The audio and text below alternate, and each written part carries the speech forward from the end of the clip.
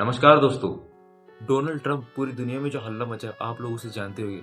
जो कभी किसी देश के प्रेसिडेंट को किडनैप करना, तो कभी टैरिफ की धमकी देना, तो कभी ग्रीनलैंड पे कब्जा करने की धमकी। लेकिन आप ये नहीं जानते डोनाल्ड ट्रंप का ये फैसला अमेरिका लोगों का ही जीना मुश्किल कर रहा है।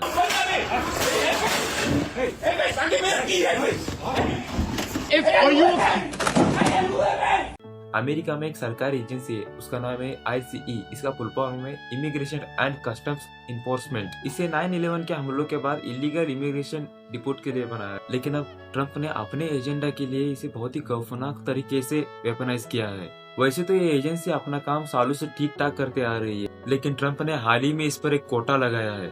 ट्रंप ने कहा है इस एजेंसी को हर दिन 3000 लोगों को अरेस्ट करना ही होगा, और इसके कारण ICE ऑफिसर पे इतना प्रेशर आ रहा है। इलीगल इमिग्रेशन तो छोड़ो, और इसकी वजह से green card holder, genuine visa और यहाँ तक कि अमेरिकन सिटीजन लोगों को भी ये लोग पकड़ रहे हैं। और ये केस देखिए, 20 साल के मुबशिर खालिद हुसैन लंच पर जाते वक्त उसे मास्क ICE एजेंट्स उसे अरेस्ट कर लेते हैं।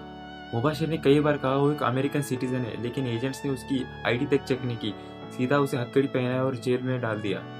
कम से कम 170 लोगों को इसी तरह डिटेन किया गया, उसमें 20 बच्चे और 2 लोगों को कैंसर भी है।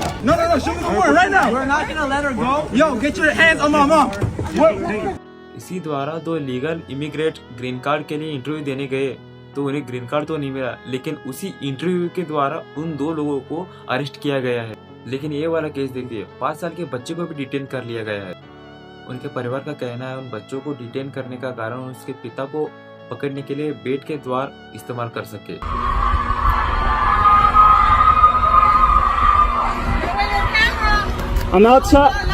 ICE एजेंट चारों तरफ अरेस्ट कर रहे हैं, अपना कोटा मेट करने के लिए चारों तरफ पहुंच रहे हैं।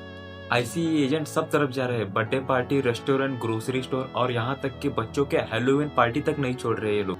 और ये वाला केस देखिए, एक बच्चे के बर्थडे पार्टी में रेड मार दिया इन लोगों।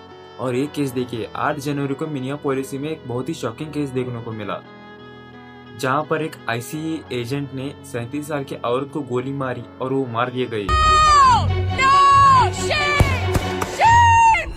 पिछले साल ICE की कस्टडी में कुल 32 लोगों की मौत हो चुकी है। यहाँ हालत बद से बदतर हो रही है, क्योंकि ट्रंप ने उन लोगों को पावर दिया है, सिर्फ शक के आधार पर उन लोगों को अरेस्ट कर लिया जाए, और अरेस्ट करने के लिए अरेस्ट वारंट की भी जरूरत नहीं है। इसके अलावा इन ऑफिसर के ऊपर कोई एक्शन नहीं हो सकता, क्योंकि ट्रंप सरकार ने इन्हें एब्सोल्यूट इम्यूनिटी दे दिया गया है। ट्रंप का इलेक्शन स्लोगन था मेक अमेरिका ग्रेट अगेन, लेकिन एक ऐसी ग्रेटनेस है जो अपने सिटीजन लोगों को गोली मार दी जाती है और बच्चों को डिटेंशन सेंटर में रख दिया जाता है, और कोटा पूरा करने के लिए यहाँ किसी की भी जिंदगी बर्बाद कर रहे हैं। और यही होता है दोस्तों नमूने पॉलिटिशियंस को पॉलिटिक्स का पावर देने के बाद।